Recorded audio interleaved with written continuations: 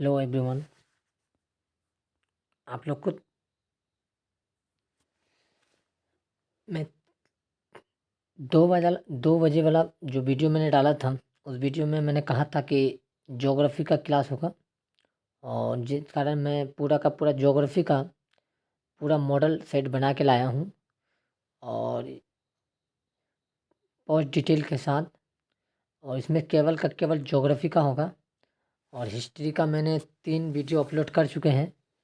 और सिर्फ अभी केवल इसके बाद जो होगा पूरा का पूरा, जैसे economics, geography, political science, science और मैथ का सिर्फ ऑब्जेक्टिव क्लास होगा। उसके बाद पूरा ऑब्जेक्टिव ख़त्म होने के बाद हम सब्जेक्टिव क्लास लेके आएंगे। और मैं अभी जो है पूरा का पूरा ज्योग्राफी का है, और ज्योग्राफी का ये पहला क्लास होगा ऑब्जेक्टिव। और आपको, और जो पहले वाला वीडियो जो नहीं देखे हैं, आप जा कर के पीछे वाला वीडियो जाइए, और पीछे वाला वीडियो देखेंगे तभी आपको समझ में आएंगे कि एक हर नंबर बाई सीरियल बाई होगा। सेट नंबर 1, सेट नंबर 2, इस प्रकार सेट सेट बाई अपलोड किया गया है। और सब कुछ सेट बाई अपलोड, आप आपको सारा सेट देखेंगे, पढ़ेंगे और समझेंगे, तभी एक अच्छी तरह से आप मार्गदर्शन कर पाएंगे। आज का जो है ज्योग्राफी का पहला क्लास है। तो ज्योग्राफी का क्लास में पहला क्वेश्चन ये है, सो पानी। सो पानी किस राज्य में प्रचलित है? सो पानी किस राज्य में प्रचलित है? आपको याद रखना है। ये जो आपका हो जाएंगे उत्तराखंड में हो जाएंगे। सो पानी कृषि किस राज्य में प्रचलित है? उत्तराखंड में।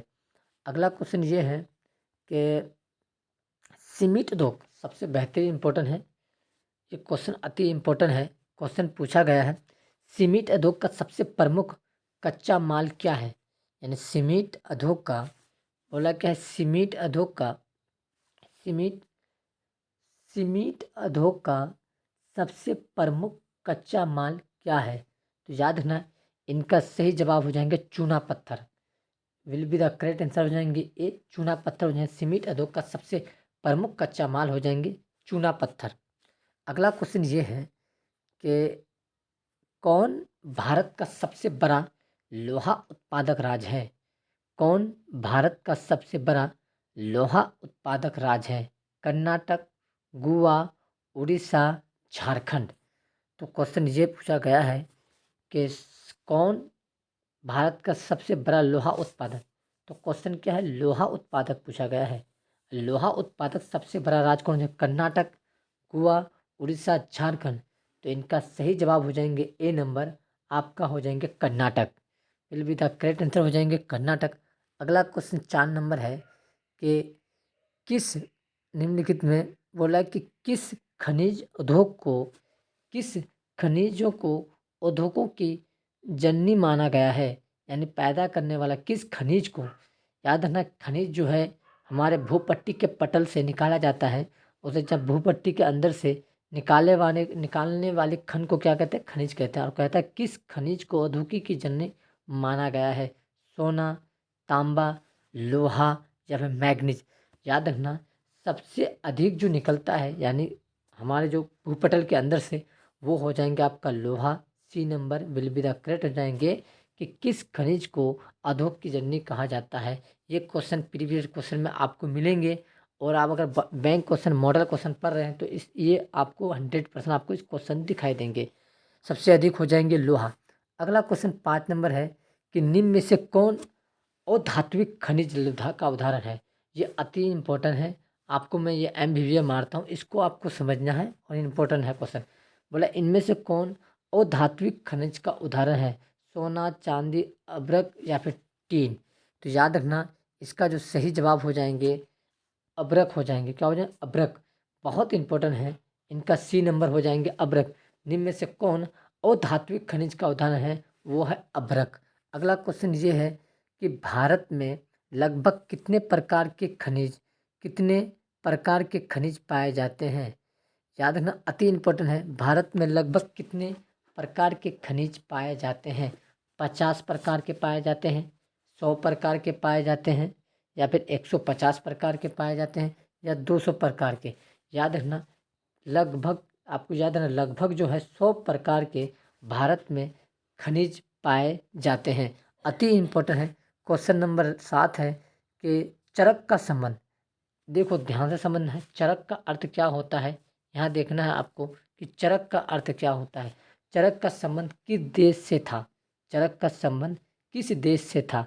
म्यांमार से या श्रीलंका से, भारत से, नेपाल से? तो याद रखना, एक चरक का संबंध जो है आपका हो जाएंगे भारत।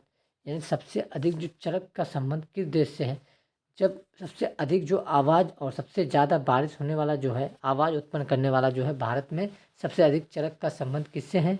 तो याद रखना, भारत से। चरक का संबंध किससे हो जाएंगे? भारत से। अगला क्वेश्चन 8 नंबर है कि भारत का प्रथम तेल शोधक कारखाना कहाँ स्थित है? भारत का प्रथम तेल शोधक कारखाना कहाँ स्थित है? मथुरा या बोरानी या डिगबॉय या गुवाहाटी? याद रखना, इनका सही जवाब हो जाएंगे आपका सी नंबर। जो भारत का प्रथम तेल शोधक कारखाना जो है गुवाहाटी में है। तेल शोधक कारखाना पूछा जाएंगे तो गुवाहाटी बोलना है। डी नंबर आपका सही जवाब हो जाएगा गुवाहाटी। अगला क्वेश्चन ये है, अगला क्वेश्चन सी नंबर क्या पूछा गया है? मैग्नीज उत्पादन में मैग्नीज उत्पादन में भारत का विश्व में क्या स्थान है? मैग्नीज उत्पादन में भारत का विश्व में क्या स्थान है? प्रथम, द्वितीय, तृतीय, चतुर्थ?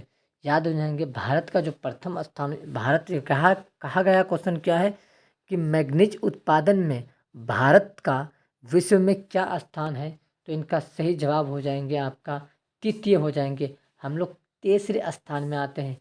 भारत जो है मैग्नीज उत्पादन करने में, यानी विश्व के अंदर हम लोग तीसरे स्थान में हम लोग आते हैं। अगला क्वेश्चन ये है कि मरुस्थलीय मुद्रा विस्तार। ये क्वेश्चन अति इम्पोर्टेंट मानते हैं कि देखना, ये क्वेश्चन देखो 10 नंबर क्वेश्चन जो है आपको जो पूछा गया है कि मरुस्थलीय मुद्रा का विस्तार निम्न में से कहाँ है? उत्तर प्रदेश, राजस्थान, कर्नाटक, महाराष्ट्र? तो याद रखना है, इनका जो आपका सही जवाब हो जाएंगे, बी नंबर जो राजस्थान हो जाएंगे। याद रखना, मरुस्थल मुद्रा का विस्तार निम्न में से क्या हो जाएंगे? राजस्थान, जो मरुस्थल मुद्रा के विस्तार के रूप में जाना जाता है। अगला क्वेश्चन है, इनमें से किस बंदरगाह से निम्न में से कहता है इनमें से किस बंदरगाह से लोहा का निर्माण किया जाता है? देखो कौन सा बंदरगाह है जहां लोहा का निर्मित किया जाता है, यानी बनाया जाता है? मुंबई, कलकत्ता या पारादीप या विशाखापट्टनम? तो याद रखना, इनका जो सही जवाब हो जाएंगे विशाखापट्टनम हो जाएंगे।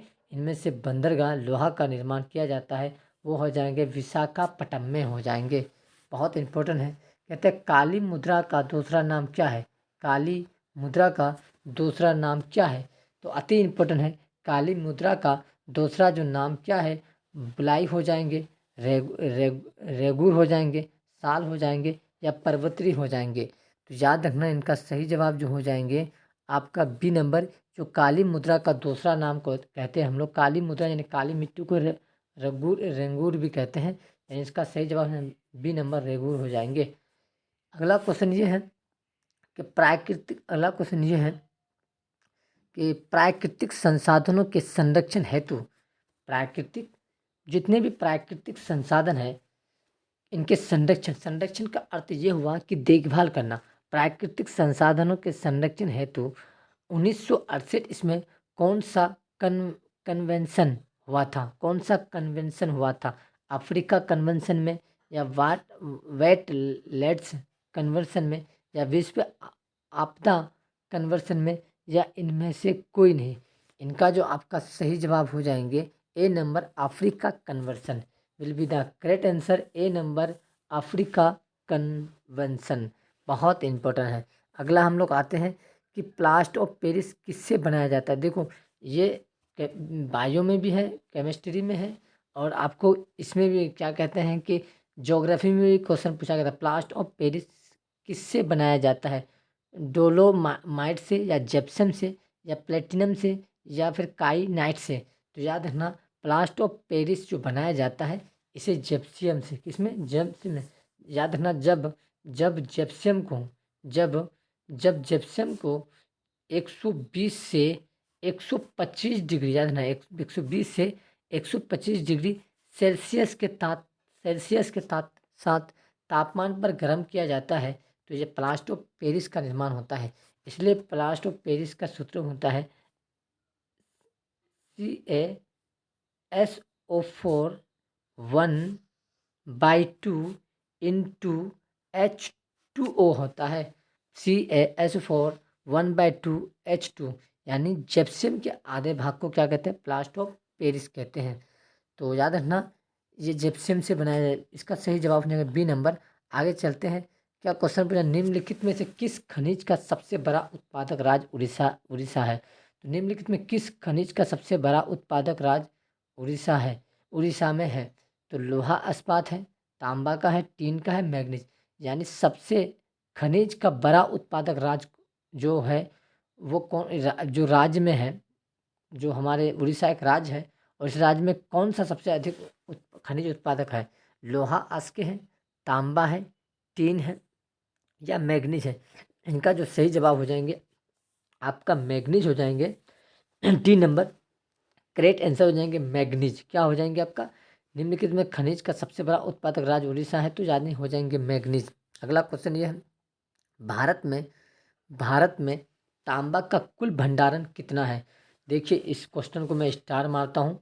अब इस क्वेश्चन को एकदम आराम से सुनिए और क्वेश्चन को याद कीजिए। क्वेश्चन बोला है भारत में तांबा का कुल भंडार कितना है। 100 करोड़ टन है जो हमारे मौजूद में है, या फिर 125 करोड़ टन है, या फिर 150 करोड़ टन है, या फिर 175 करोड़ टन है। तो याद रखना भारत में जो है तांबा का कुल भंडारण कितना है। तो याद रखना 125 करोड़ टन हो जाएंगे। B number will be the correct answer. Bharat में तांबा का कुल भंडारण कितना है, 125 करोड़ टन। अगला क्वेश्चन ये है 17 नंबर, अल्मुनियम बनाने के लिए किस खनिज की आवश्यकता पड़ती है। अल्मुनियम बनाने के लिए किस खनिज की आवश्यकता पड़ती है। मैग्नीज की, टीन की, लोहा की या बॉक्साइट की। याद रखना मैग्नीज की, टीन की, लोहा की, बॉक्साइट की। आपका जो सही जवाब हो जाएंगे आपका डी नंबर बॉक्साइट की। तो एल्युमिनियम को खनिज की आवश्यकता पड़ती है बॉक्साइट की। अगला हम लोग क्वेश्चन पढ़ते हैं 18 नंबर, इनमें से कौन लोहा युक्त खनिज का उदाहरण है। इनमें से कौन लोहा युक्त खनिज का उदाहरण है। मैग्नीज है, अब्रक है या बॉक्साइट है या चूना पत्थर है। तो याद रखना इनका सही जवाब हो जाएंगे मैग्नीज। क्या हो जाएंगे, मैग्नीज हो जाएंगे। तो इनमें से कौन लोहा अयुक्त खनिज का उदाहरण है। लोहा युक्त जो खनिज है वो मैग्नीज है, उनके साथ लोहा संयुक्त होते हैं। अगला हम लोग आते हैं, मेंढक के जनन को नष्ट करने वाला रासायन कौन सा है। तो या मैग्नीज है या यूरिया है या एड्रिन है या फास्फोरस है। तो याद रखना इनका जो सही होता है एड्रिन हो जाएंगे। यानी क्या हो जाएंगे, इनका सही जवाब हो जाएंगे will be the correct number C, एड्रिन हो जाएंगे। अगला क्वेश्चन आते हैं, समुद्री क्षेत्र में राजनीतिक सीमा के कितने कमी क्षेत्र तक संपदा निहित है, यानी मौजूद है।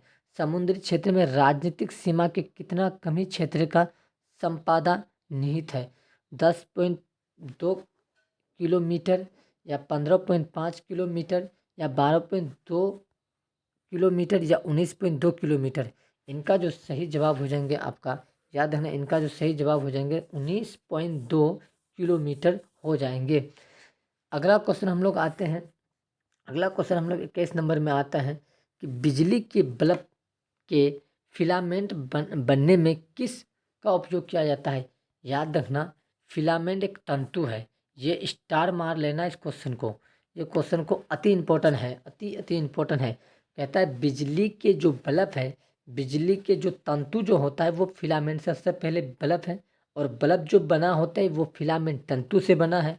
और ये फिलामेंट तंतु जो है किससे बना है, फिर ध्यान से सुना। कहते हैं बिजली का जो बल्ब है वो फिलामेंट से बना होता है, और इस फिलामेंट की जो तंतु है वो किससे बने होते हैं? क्या तांबा से बने होते हैं, या फिर कोई कोई बाइट से बने होते हैं, या जस्ता से बने होते हैं, या टंगस्टन? तो सही जवाब हो जाएंगे tungsten will be the correct answer. A tungsten. बिजली की जो बल्ब के हैं, बिजली के बल्ब के जो फिलामेंट बनने वाले किस धातु का उपयोग किया? टंगस्टन का। टंगस्टन। तो कहता है वनस्पति। वनस्पति रिपोर्ट के अनुसार भारत में वन का विस्तार है। वनस्पति का मतलब होता है वन से संबंधित कितना प्रतिशत वन जो है, यानी झाड़ जो है, वन झाड़। रिपोर्ट के अनुसार, भारत के रिपोर्ट के अनुसार वन कितना विस्तार पड़ा हुआ है? 20.60% भौगोलिक क्षेत्र में, या 20.55% भौगोलिक क्षेत्र में, या 20% भौगोलिक क्षेत्र में, इनमें से कोई नहीं। इनका जो सही जवाब हो जाएंगे, सही करेक्ट आंसर हो जाएंगे 20.55% क्या है? भौगोलिक क्षेत्र में विस्तार है। बहुत अति इम्पोर्टेंट है। आगे चले। किस खनिज में भारत का सुपरमन यानी अति परमन माना गया है? यानी किस खनिज में भारत का सुसंपन्न है, यानी मौजूद है? तो याद रखना, इनका जो सही क्या हो जाएंगे? तांबा हो जाएंगे, सोना हो जाएंगे, लोहा हो जाएंगे, या चांदी हो जाएंगे? इनका जो सही जवाब हो जाएंगे लोहा will be the correct answer. अगला है, कौन सी मिट्टी कपास की खेती के लिए सर्वोत्तम मानी जाती है? सर्वोत्तम अति इम्पोर्टेंट मानी जाती है। कौन सी मिट्टी कपास की खेती के लिए सर्वोत्तम मानी जाती है? लाल, जलोढ़, काली, या पर्वतीय? तो याद रखना, इनका सही जवाब हो जाएंगे काली मिट्टी हो जाएंगे।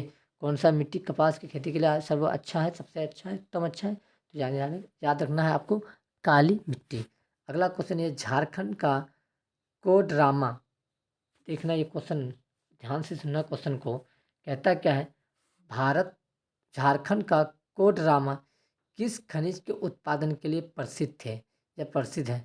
या अभ्रक की, सोना की, लोहा की, चांदी की? याद है ना, अभ्रक हो जाएंगे। जो झारखंड जो है, कोडरामा किस खनिज के उत्पादन से प्रसिद्ध है? तो अभ्रक की। अगला हम लोग आते हैं, यूरे यूरेनियम का प्रमुख उत्पादक स्थल है। यूरेनियम का प्रमुख उत्पादक स्थल है। तो क्या हो जाए? डिग वाइड हो जाएंगे, झाड़ियाँ हो जाएंगे, या घाट सिलिया हो जाएंगे, या जागू गोरा हो जाएंगे? याद रखना, एक है जागू गोरा, जो क्या होता है? यूरेनियम का प्रमुख उत्पादक स्थान माना जाता है। तो क्या हो जाएंगे? इसका जो जवाब हो जाएंगे जागू गोरा, यानी डी नंबर आपका परफेक्ट उससे सही जवाब हो जाएंगे। तो अगला क्वेश्चन हम लोग आते हैं। अगला क्वेश्चन ये कहता है कि उड़ीसा किस खनिज का सबसे बड़ा उत्पादक है? उड़ीसा किस खनिज का सबसे बड़ा उत्पादक है? तांबा, मैग्नीज, टीन, लोहा, आस्क? तो इनका सही जवाब हो जाएंगे आपका, सही जवाब हो जाएंगे बी नंबर, यानी मैग्नीज हो जाएंगे। क्या हो जाएंगे? मैग्नीज हो जाएंगे। अगला क्वेश्चन हम लोग आते हैं कि संविधान की धारा 21 का संबंध है, अति इंपॉर्टेंट है, यानी पॉलिटिकल जो क्वेश्चन इसमें मिक्स कर दिए हैं। और याद रखना, अति अति इम्पोर्टेंट है एग्जाम की दृष्टि से।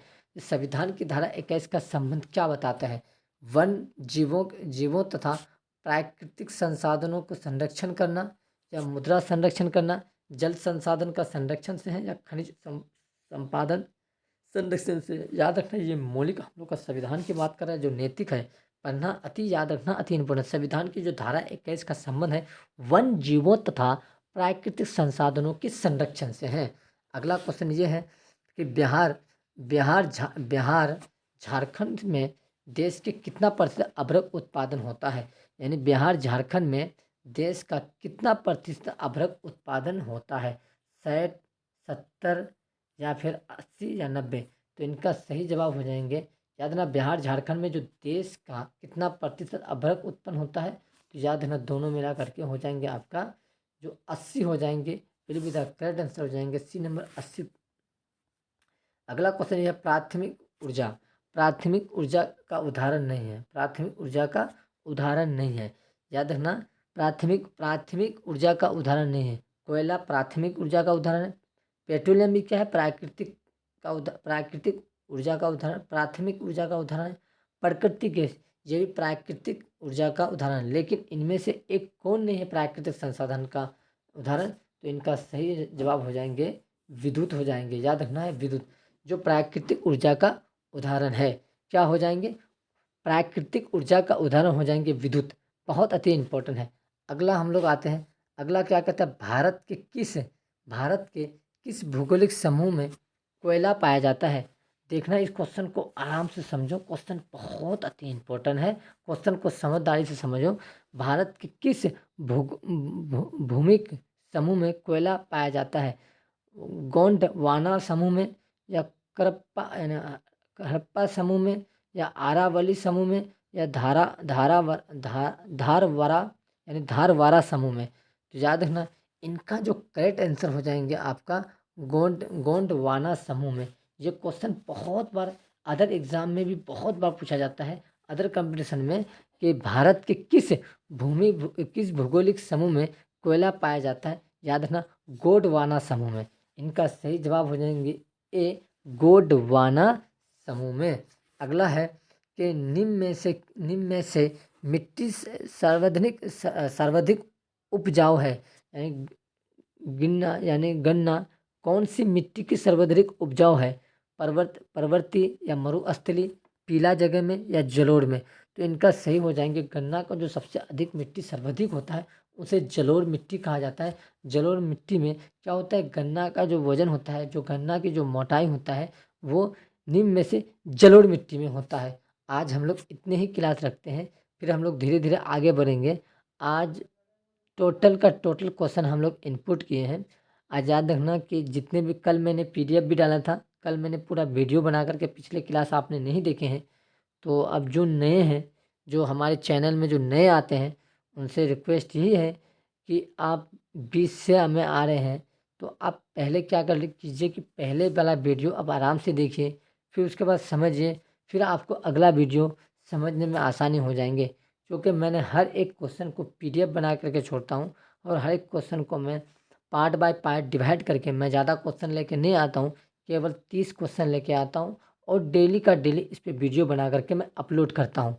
मेरा इतने ही रखते हैं, फिर हम लोग आगे बात करेंगे। अगर हमारे क्लास को अगर अच्छे लगे आप लोगों को तो आप ज़रूर लाइक कीजिए, शेयर कीजिएगा, और याद रखना कि बेल आप ज़रूर सब्सक्राइब कीजिएगा। और एक याद रखना, अगर वीडियो अगर अच्छी लगे तो आप कमेंट में ज़रूर कीजिए और अपनी राय दीजिए, ताकि इसके आधार पर हम वीडियो बना सकें। और कोई किस्म की अगर आपको गलती लग रहा है, या फिर कोई क्वेश्चन समझ में नहीं आ रहा है, तो वो क्वेश्चन आप लिख लीजिए और लिख करके हमें कमेंट में कर दीजिए। मैं उसको सुधार करूँगा, या फिर मैं समझाने का दोबारा फिर अगला क्वेश्चन जब देंगे तो उनमें से वो क्वेश्चन मिक्स हो जाएंगे और आसानी से हम समझा सकते हैं। बस आज इतने ही तक, फिर मिलते हैं हम लोग कल की वीडियो में।